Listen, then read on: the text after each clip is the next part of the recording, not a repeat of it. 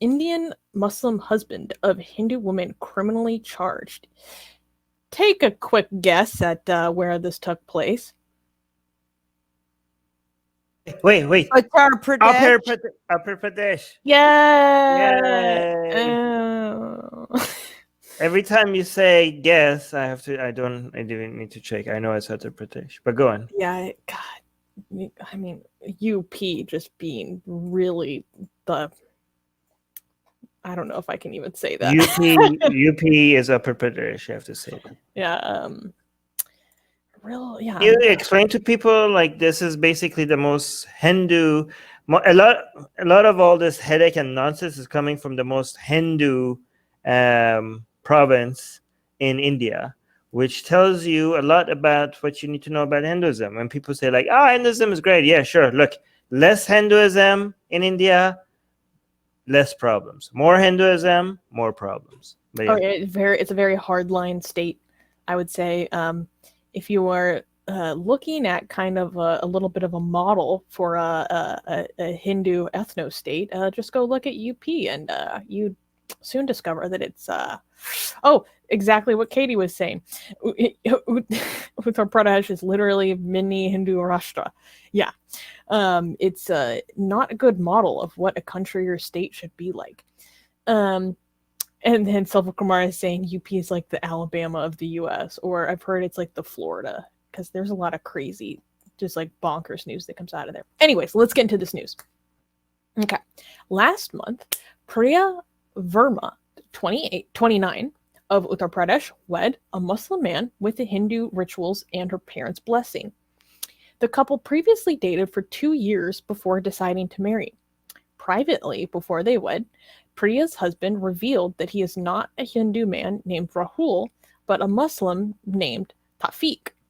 The two discussed how Taufiq was planning to convert to Hinduism so that he could be accepted by her family. Priya introduced her husband to her parents as a Hindu man named Rahul Verma, knowing that they would never approve of her marrying a Muslim.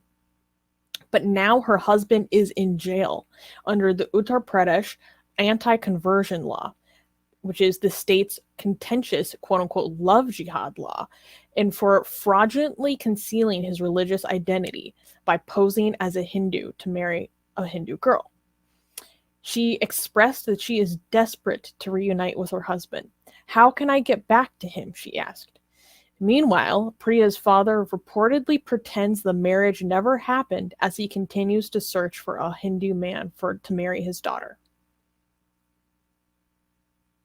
So now it's not just Hindu girls marrying Muslim men, but it's a guy who's pretending not to be Muslim and is going to convert to Hinduism, or you're not allowed to just not say you're a Muslim, is basically what this is about. Is like it follows you. You can't leave it. Well, they say according to the government of India too.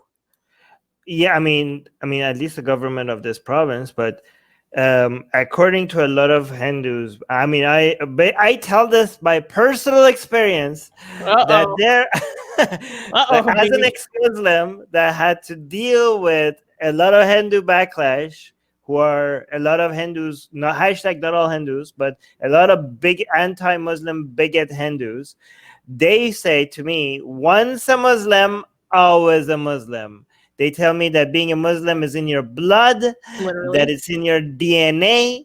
You can't get rid of it, and you're cursed. But hey, YouTube, I'm not saying that. This is what has been told to us. And basically, they already see this is, for them, this is part of your identity, and you are to be, attacked no matter what. Like this, they see this as something herited, like in your.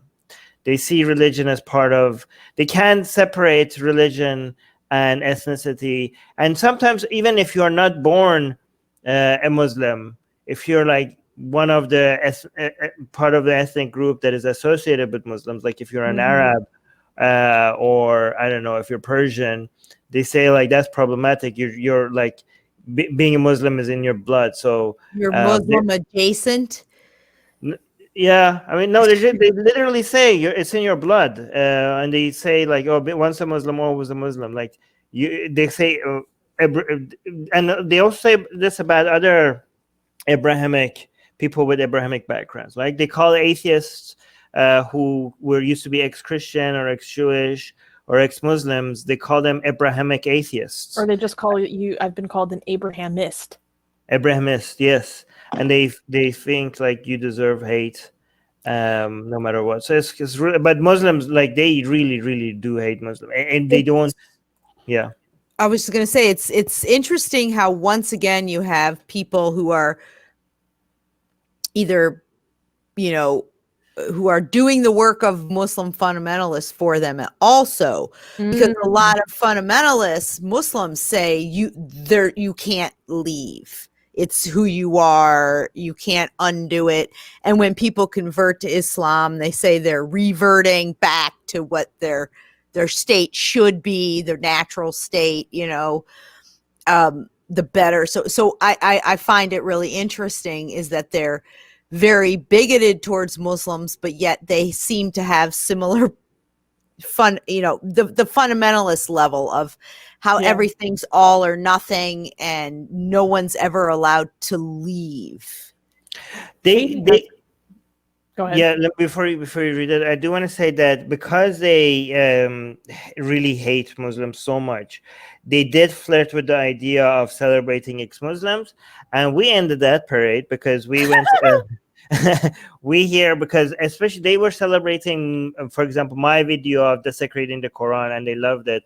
But so there were two camps, so like once a Muslim, always a Muslim, and the other camp was like, oh no, look at these ex-Muslims attacking Islam, we love it.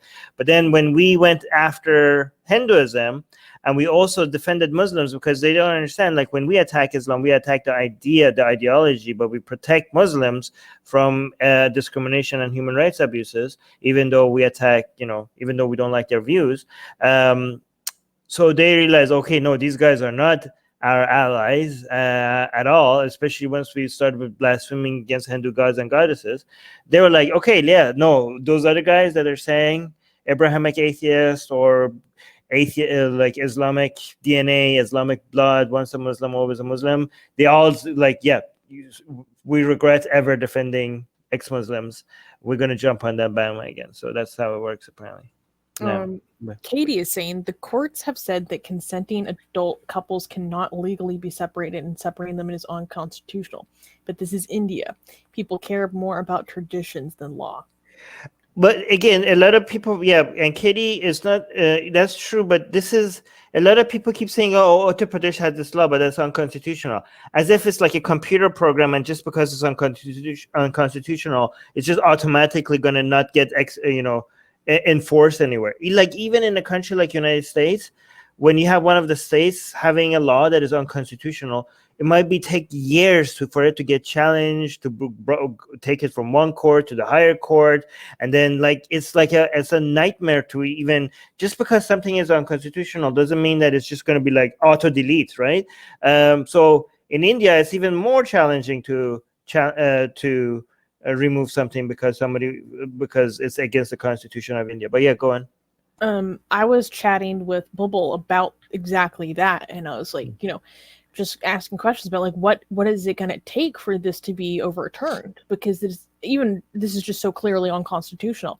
And I mean, I can't recount our entire conversation, but it's long, and it's going to take a long time, and it's not going to be easy. And then you have to worry about the temperature and attitude and culture of the courts at the time, and whether they'll want to hear certain cases at the time and even look at this.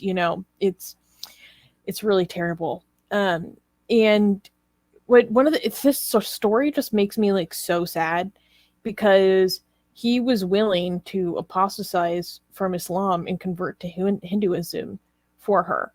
Like that itself is that's not to be taken lightly, right? Especially in certain communities. And that you would think they would love that. Exactly. But I don't get, it's not even that. It's that he must declare himself a Muslim and receive the discrimination accordingly. He can't circumvent it by saying, oh, well, I'm going to convert to Hinduism, so I'm going to present myself as a Hindu. No. Yeah. There's no escape from it. And the police even recognized that Priya knew that Taufiq was a Muslim, but claimed that she herself had gave a statement against him. And then she, however, Priya says she testified against Taufiq before the magistrate only because she was being pressured by her parents to testify to their allegations. And then when secretly talking to a reporter, she was just feverishly like, how can I get back to him? Like, so sad. They've been in each other's lives for like 2 years, and now he's in jail. They had a Hindu wedding. Like, and that's the other thing about this law is it's not just targeting, people who are going to get married or people who got married, since the law was enacted. No, they've got a 2-year look back. They're going and finding people who were married. So what is it next? Is it going to be 5 years? Is it going to be 10 years? Is every single marriage in India potentially on the chopping block here? Well, let me clarify. They've been dating and known each other for 2 years. They got married like last month. Oh, okay. I misunderstood. This is not all of India. This is Uttar Pradesh, I think, only. Yeah. Sorry, you're correct. You're correct. Yeah. But still, the fact is, if they're going to start looking backwards at all these things, how far are they going to, Under the new quote unquote anti-forced conversion law or ordinance, you have to have approval, pre-approval, extra approval above any other type of marriage from a magistrate up to a month to 2 months in advance. Where right. Other marriages aren't treated like that. Right. So I understand there's like 2 categories, but if you have to have pre-approval, well, if you got married before there was such a thing, you see what I'm saying? It's as if they're just trying to slowly sort of tear something open so they could get in there so that every marriage is now a potential problem for, this faux air stats love jihad.